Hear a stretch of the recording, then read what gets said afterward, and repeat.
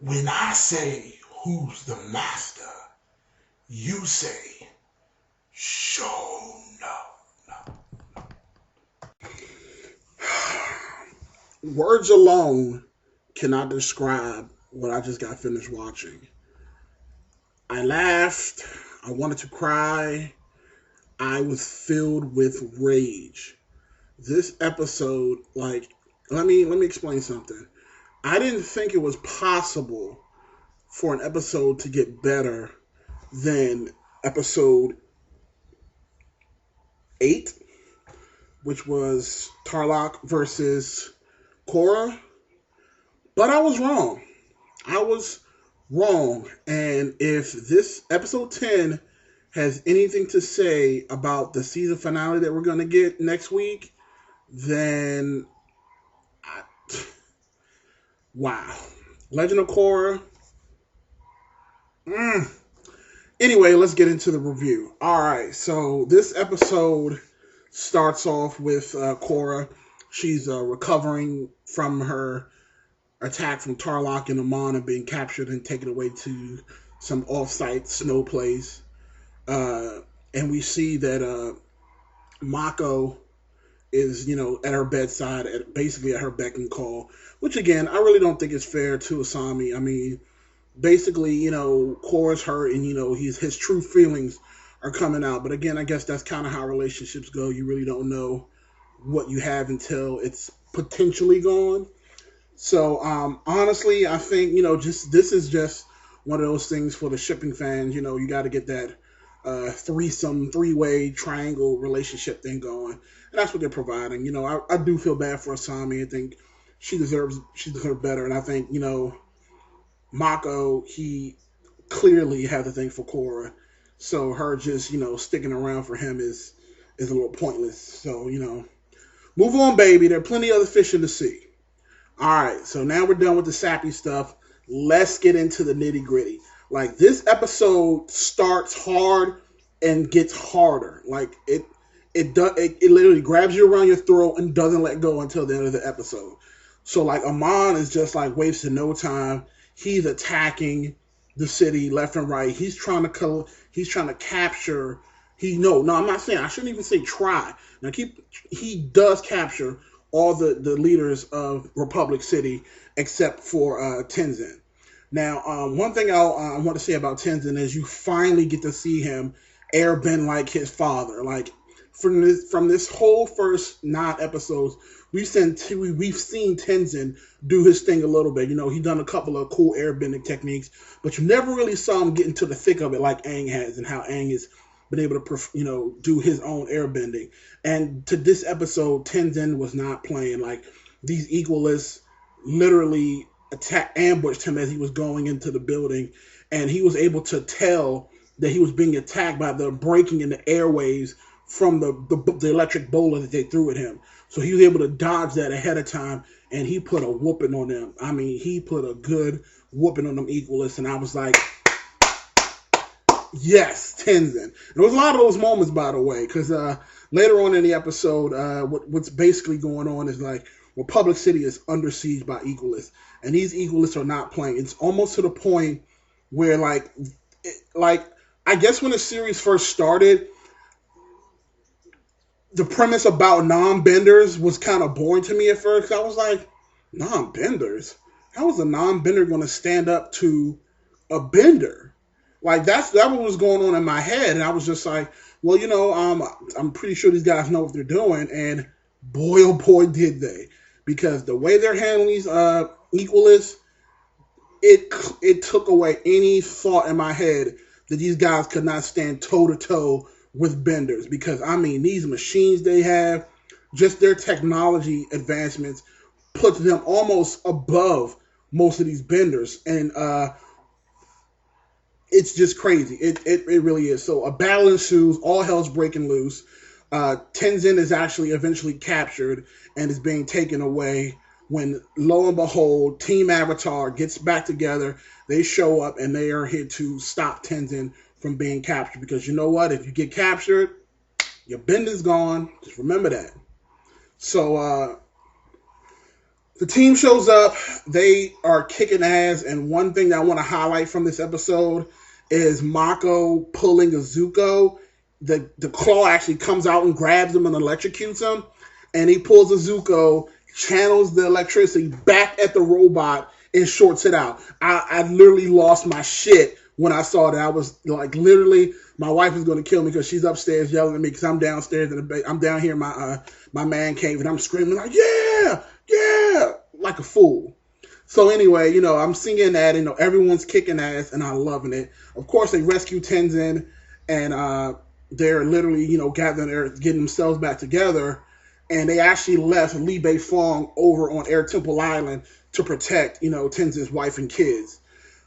But unfortunately, there were airships heading towards there, and I was thinking to myself, man, I hope they got some powerful benders left. I know Lin Beifong is good, but I don't know if she can stop all these guys. And then the airship gets there, and they're attacking, and they actually have benders of all kinds there, and they're stopping the progression of the attack until Two Sticks, that's why I call the guy with the electric Two Sticks, he shows up, and of course, Lin Beifong, she's there, and she's literally handling her business, and literally they actually get her down, and they electrocute her, and when all else fails, what do we get?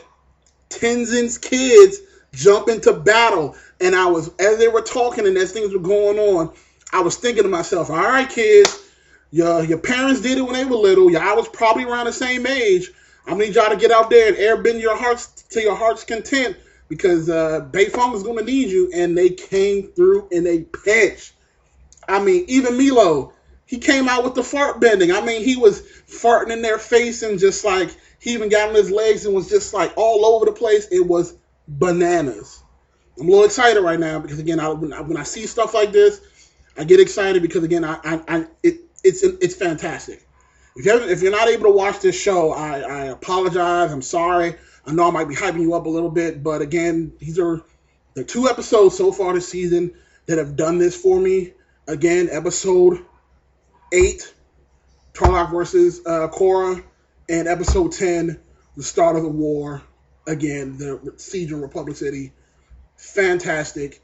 So again, but let me get back to the recap. All right, so okay, the kids actually take out all of the equalists that came and attacked their island. Tenzin shows up with Korra and the rest of the gang, and literally it's like a nice reunion. Tenzin actually, his Padma, I would call her Padma from Star Wars, Tenzin's wife has their kid, and it's a boy. We don't know if he's a bender yet, so I think she named him Rohan. So I actually thought that was a pretty great name. They had to let it go, and it's almost reminiscent of when Aang and his crew from the original series, when they lost Ba Sing Se and they had to retreat from Ba Sing Se because the Fire Nation took it over. It was literally just like that. Tenzin was, by the way, able to get a call out to the commander, which essentially is turned out to be Iroh. Now again, I'm not too sure on who he is yet, because if I was under the impression, I thought Zuko had a daughter, not a son. So I mean, if somebody can correct me in the comments, that'll be awesome. But I was under the impression that Zuko's had a daughter, not a son. So maybe I don't know where this guy came from, but he sounds just like Zuko. So I guess that's the voice character who played Zuko in the first series is now playing this guy. So I guess that's when he announced it. That's probably the capacity he was talking about. Maybe they'll reveal who he is again. Maybe I'm missing something. So again, you guys let me know for sure. But essentially what ends up happening is they need to retreat. The battle is not lost, but I mean the battle is lost, but the war is far from over. So Tenzin takes his family, hops on one of Appa's descendants, I guess, and they get the hell out of Dodge. And he tells Korra to lay low until their backup arrives, and then he will be back once his kids are safe. So, of course, Beifong leaves with him and the kids to make sure that they get away safely, and Korra and them dive in the water and get away as well. Now, I'm thinking, okay, everything's died down. Episode's going to be over soon. Okay. Nope. Not Legend of Korra. Again, remember what I told you at the beginning of this video where they grab your neck and they don't let go? It just keeps going. And when I say this, and again, I say this with a heavy heart, and again, spoilers, uh, Tenzin and his team is attacked. And Lin Beifong, my favorite character in this series so far, she literally sacrifices herself to make sure Tenzin and his family gets away. And when I say by sacrifice, I don't mean she killed herself or she died. She literally attacked 2 airships and put one of them down on her own. Like, this chick is so badass. I don't even know what to say. Like, I love Lin Beifong. I'm like in love with her. I won't tell my wife that, but again, I love me some Lin Beifong. Anyway, she literally gets on one of the airships and she like digs her feet in deep and just literally splits the entire airship in half by herself with her metal bending and literally runs down the length of it with her hands and splits the entire airship. And once she's finished with that, she literally propels herself off of that one onto the other airship, and she's getting ready to do the same thing on that one. But of course, these goddamn fucking equalists come out of the blue and throw the damn bola, wrap it around her leg, and electrocute her. And she's taken away.